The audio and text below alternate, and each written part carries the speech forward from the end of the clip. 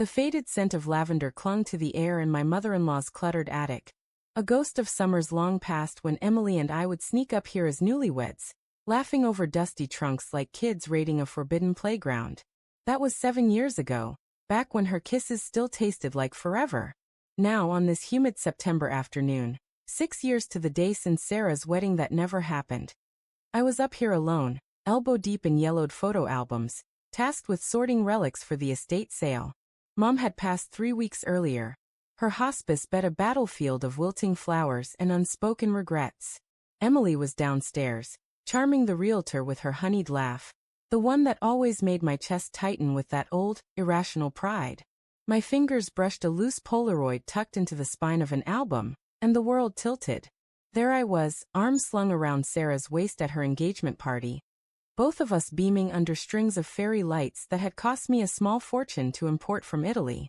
The man in the photo looked like a stranger, boyish grin, eyes wide with the kind of blind optimism that precedes a fall.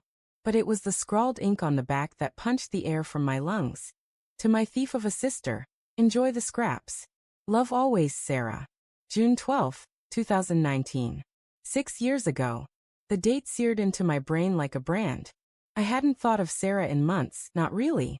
She'd faded into the periphery of our lives. A polite Christmas card here, a strained family brunch there. But this was a splinter under the skin festering. I sank onto a steamer trunk, the wood groaning under my weight, and rubbed my temples. Why did it matter now? Emily had won. She'd swept into my life like a summer storm, all fire and certainty, convincing me Sarah was too fragile, too vanilla for the chaos of my world. The boardrooms, the private jets, the empire I'd built from a single risky venture in Silicon Valley. Millionaire Fiancé? That was me, back when my net worth was still climbing like a fever dream. Sarah had been sweet, steady, the kind of woman who baked sourdough on weekends and dreamed of a quiet life in the suburbs. Emily? She was ambition wrapped in silk, whispering in my ear about legacies and power moves while her fingers traced patterns on my chest. I'd rationalized it all. The late-night calls from Sarah that Emily intercepted, the way Emily, accidentally, showed up at my office with coffee just as Sarah was leaving, the canceled rehearsal dinner where Emily's tears had sealed the deal. It's fate, she'd sobbed into my shirt that night. We're the real storm. I'd believed her because I wanted to. Love isn't logical, it's a ledge you leap from. Downstairs, the clink of glasses pulled me back. The realtor was gone, and Emily's voice floated up, low and coaxing on the phone. Yes, wire it to the Cayman account. No traces, darling. He's too buried in grief to notice. My pulse hammered in my ears. Darling? I crept to the attic stairs, the Polaroid crinkling in my fist, and peered through the railing slats. Emily paced the kitchen, her auburn hair catching the late sun like embers, phone pressed to her ear. She wore that emerald dress, the one that hugged her curves like a secret. The same shade Sarah had chosen for her bridesmaid gown. It's perfect timing, she murmured, a smile curling her lips. Mom's gone, Sarah's spiraling. God, that woman's a mess. We'll clean up the loose ends, then vanish. Half the portfolio easy. He's blind to it all. Blind. The word landed like a slap.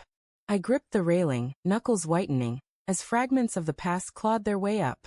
Subtle shadows I'd dismissed as paranoia. The way Emily's eyes would glaze over during our anniversary dinners, staring at her phone like it held a lover's code. The business trips, to New York that stretched into weeks, always with vague excuses about networking with investors.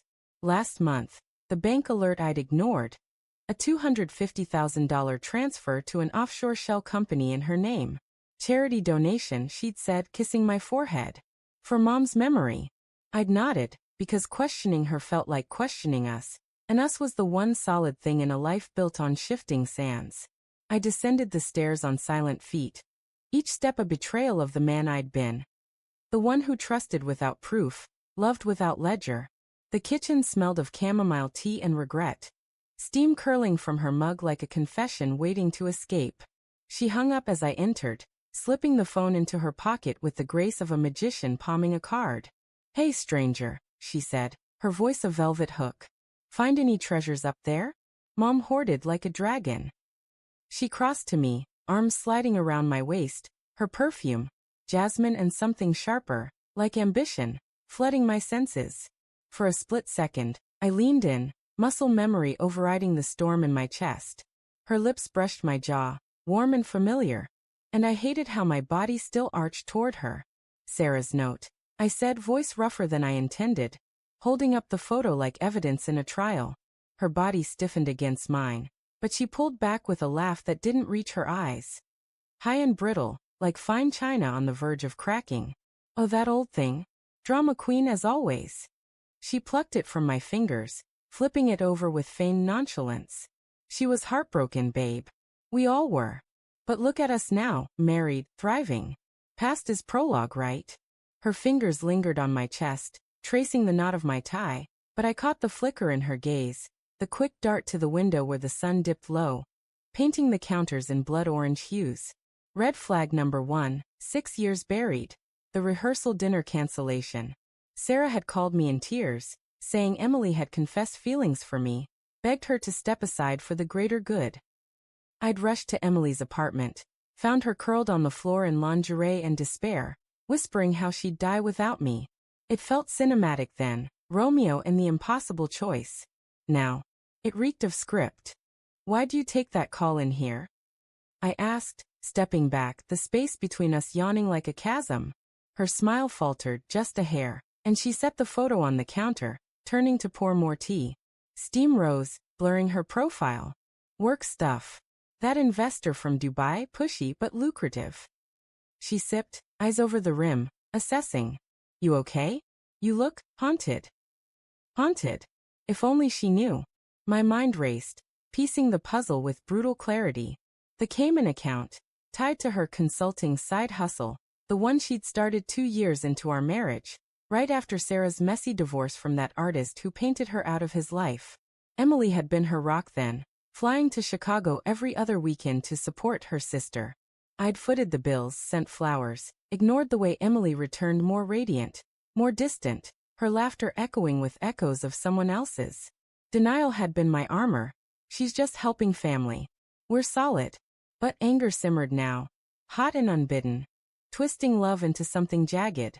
How many nights had I woken to her scrolling emails, her face illuminated by secrets? How many times had she deflected questions with sex, pulling me under her like a tide, only to roll away at dawn? Tell me about the wire transfer. I said, voice low, the words tasting like ash. Her mug clattered against the saucer, tea sloshing over the rim in a dark stain that spread like guilt. What transfer? But her eyes, those sea-green eyes that had drowned me once, widened, betraying her. She set the mug down, hands trembling just enough to notice, and crossed her arms, a fortress of silken spine. Alex, if this is about the charity. Stop. The word cracked like thunder in the quiet kitchen, and she froze, mouth parting in that vulnerable, oh, I used to kiss away. But there was no vulnerability now, only calculation, a queen cornered. I pulled out my phone, thumbing open the banking app with shaking fingers. The alert I'd screenshotted months ago, time-stamped and damning. $250,000 to Horizon Ventures LLC. Your signature. Her alias, the one she'd laughed off as a fun pseudonym for freelance gigs. Her face crumpled, not in tears but in resignation, like a mask slipping. She sank onto a bar stool, the legs scraping the tile with a screech that echoed my unraveling. It wasn't supposed to unravel like this, she whispered, more to herself than me. Not yet. Heartbreak bloomed then, raw and physical, a vice around my ribs. Confusion warred with it. Why? We have everything. The house in the hills, the vineyard weekends, the way she'd murmur my name in sleep like a prayer. Love, anger, denial, they collided in my chest, a maelstrom I couldn't name. Talk, I demanded, voice breaking on the edge. No games, the calls, the trips, the money. Who's darling? She looked up, eyes glistening, and for the first time, I saw the fracture lines. The girl who'd grown up in Sarah's shadow, always second, clawing for the spotlight. It started with helping Sarah, she said, words tumbling like confessions in a confessional. After her divorce, she was drowning, debts, depression. I funneled money to her quietly, but it snowballed. The investor, he's real. We built a startup together, AI for luxury real estate. It's legit, Alex, I swear. But the accounts?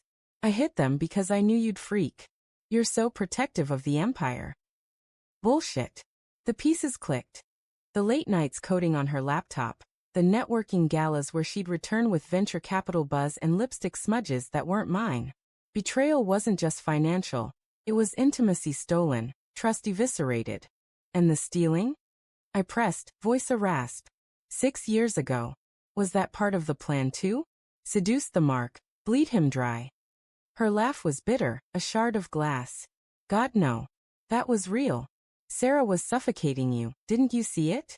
Picnics and pottery classes while you dreamed of disrupting industries. I saved you. I loved you. She stood, closing the distance, hands cupping my face with desperate tenderness. Still do. This. It's survival. Mom's medical bills gutted us. Sarah's silence on the phone earlier. She's clean now, thanks to me. We can fix this. Walk away from the startup, come clean. Please. Her touch ignited the war inside me. Love's embers flaring against rage's inferno. I wanted to believe her, to rewrite the script where we were heroes, not thieves. But the photo on the counter mocked me. Sarah's looping script, a siren call to truth. Denial cracked, anger surged. You stole my future, I said, pulling away. The words a gut punch. Twice. Once from her, now from me. She recoiled as if struck, tears spilling now real and hot. Then take it back. Divorce me. But don't pretend you didn't choose this, us every day.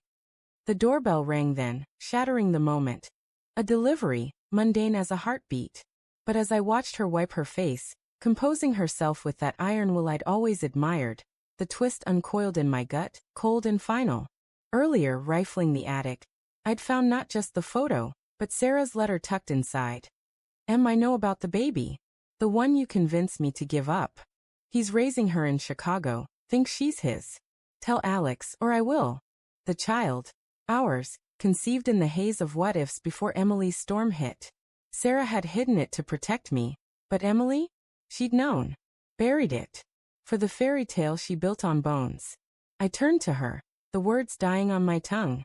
There's more, I whispered, but she was already moving, answering the door with a smile that could launch ships. Outside, the sun vanished, shadows lengthening like accusations. In that instant, I saw our life for what it was. A beautiful lie, crumbling under its weight. Not hatred, not yet, just a hollow ache, the kind that echoes forever. And as she signed for the package, oblivious, I wondered if love ever survives the thief who steals it whole.